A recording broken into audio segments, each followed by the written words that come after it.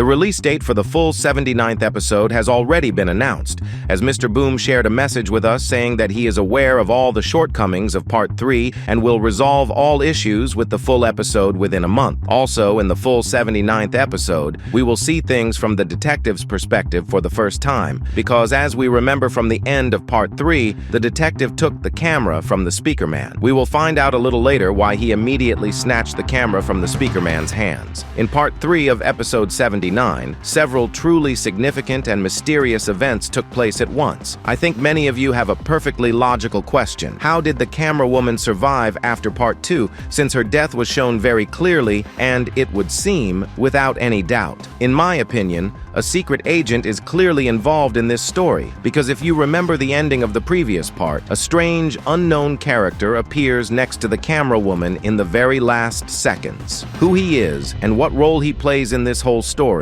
is a question that remains open for now, but we'll talk about that a little later. Right now, it's much more interesting to figure out why Detective Cameraman immediately took the camera from Speaker Man and what is behind this decision. Equally intriguing is the phenomenon of Jeffrey, a fighter who, despite his incredible strength and potential, has not yet taken an active part in the battles. What or who is keeping him from fighting, and what role will he play in the future? And of course, we can't fail to mention the upcoming appearance of the Titan Speaker Man, whose intervention promises to turn the tide of events. Judging by all appearances, his entrance into the arena is very close, and, believe me, it will be spectacular. So, to make sure you don't miss anything, don't forget to like and subscribe to the channel. Well, let's continue. As I said earlier, the appearance of the Speaker Man Titan in Part 3 of Episode 79 is very similar to Episode 66, with the return of the improved Titan TV Man. As we know, Daffy Boom likes to repeat history, and Episode 79 is no exception. In Episode 66, we were shown the TV Man base for the first time, and in Episode 79, we saw the Speaker Man base for the first time. In both episodes, the TV Man scientist was present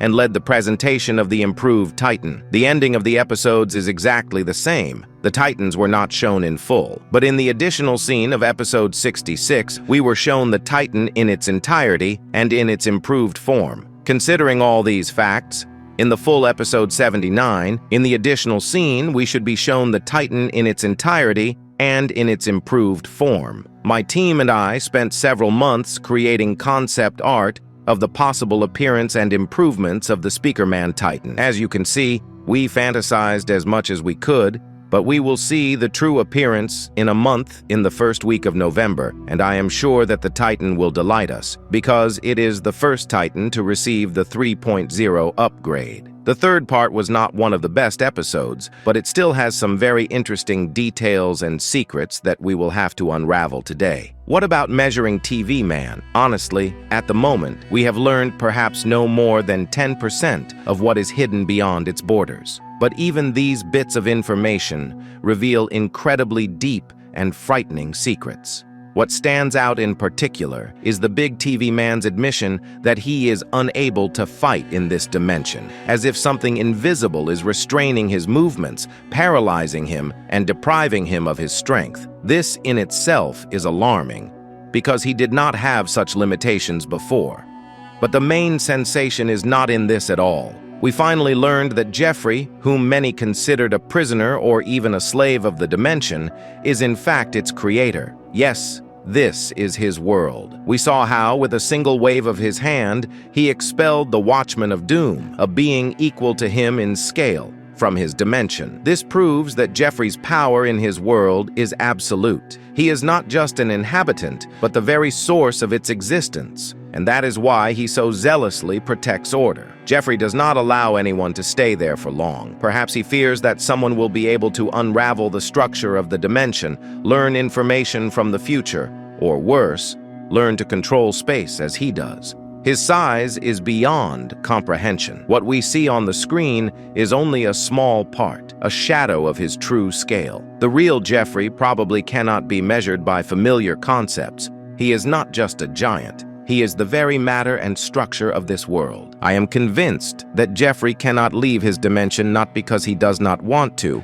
but because he does not have the right to do so. He is inextricably linked to it, just as the heart is linked to the body. Without him, the dimension would simply cease to exist. Unfortunately, at this point, it remains a complete mystery what happened to the Watchman of Doom and what condition Jeffrey himself is in now. After that scene in the TV Man dimension, where flames erupted, clearly not accidental, but emanating from the very structure of the world, one thing can be said with certainty: Jeffrey is angry. And this anger, by all accounts, could spell disaster not only for his dimension, but for anyone who dares to enter it. And of course, there is hope that Defuk will not drag this storyline out for months on end. Question: why is the camera woman still alive? At first glance, this seems impossible, because in Part 2, we clearly saw her death. However, I have two versions that could explain this strange event. The first is the simplest. Perhaps the camera woman we saw die is not the same one who appeared in Part 3. After all,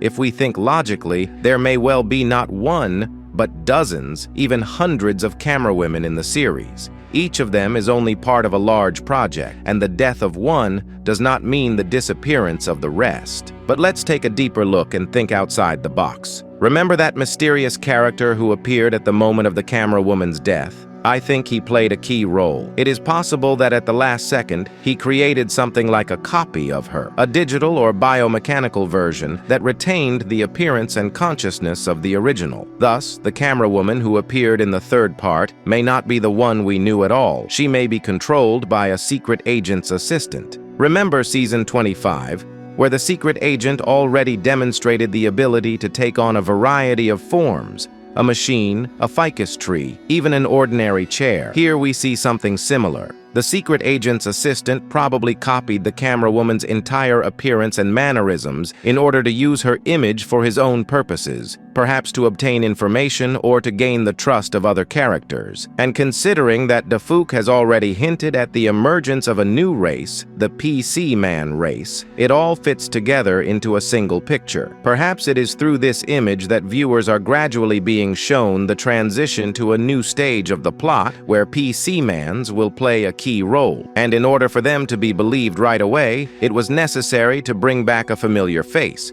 But then the logical question arises: if this is really the case, then why? When Speakerman stated that his camera had recorded the death of the camera woman, did Detective Cameraman immediately take the recording from him while the camera woman herself stood motionless, as if nothing had happened? This behavior seems strange, if not suspicious. The detective became curious about what really happened because the Speakerman claims that he saw the camera woman dead, but in reality, the camera woman is with him. Therefore, without question, the detective immediately took the camera to figure everything out. However, another option cannot be ruled out. There is a possibility that Detective Cameraman is playing a double game. Perhaps he understands perfectly well who is behind these assistants and is deliberately pretending in order to gain their trust. In that case, his actions with the camera are not blind obedience, but a cunning move designed to expose those who are manipulating the alliance from within. Exactly what is true remains a mystery. But one thing is clear: the scene with the camera is not a random detail, but an important part of a larger intrigue that Defuk, as usual, will keep hidden until the very end of the season. Finally, I would like to touch on perhaps the most intriguing topic of the latest episodes: Titan Speakerman.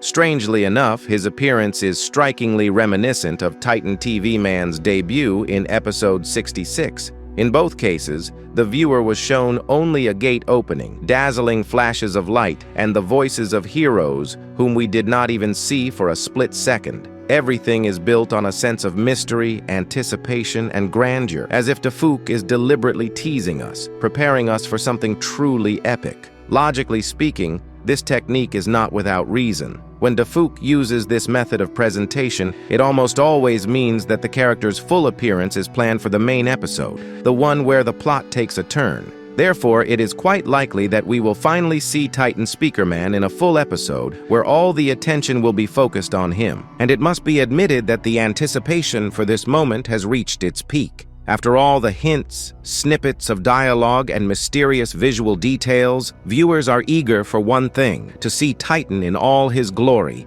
in his true form, to feel the energy that has been talked about since the beginning of the season. After all, we've been kept in suspense for so long, and now everyone wants to know whether all this anticipation was worth it to finally meet the new Titan face to face. I would like to briefly share my opinion on the third part. As we know, it was not originally planned at all. After all, according to the original idea, episode 79 was supposed to consist of only 2 parts. However, as is often the case with Dafuk, circumstances changed, and we got an unexpected continuation. Judging by the reviews and reactions of viewers, it is clear that the reception of this part was mixed. Many expected more: grandeur, epicness, a climax of events that would keep them glued to the screen. But in the end, the third part turned out to be more of an interlude, calm, even restrained at times. It did not deliver the emotional explosion that everyone was waiting for, but it did reveal some new details that may form the basis for the next episode. The visual component is worth mentioning separately. Many noticed that the graphics had changed slightly. The lines became softer, the light a little colder, and the characters' movements less abrupt. Perhaps Dafuk really did outsource some of the work to other animators. And if so, the result, despite the changes, turned out to be quite decent. The style remained recognizable, and the atmosphere of the series was preserved. Overall, we can say that the third part has become a kind of transitional bridge. It did not complete the story, but neatly led us to a new stage. And now we just have to wait for Dafuk to release the full episode. Let's hope that this time the wait won't be too long and the result will be truly impressive. Well, that's all from me. As always, I was the Super Cameraman. Good luck to everyone. Bye for now.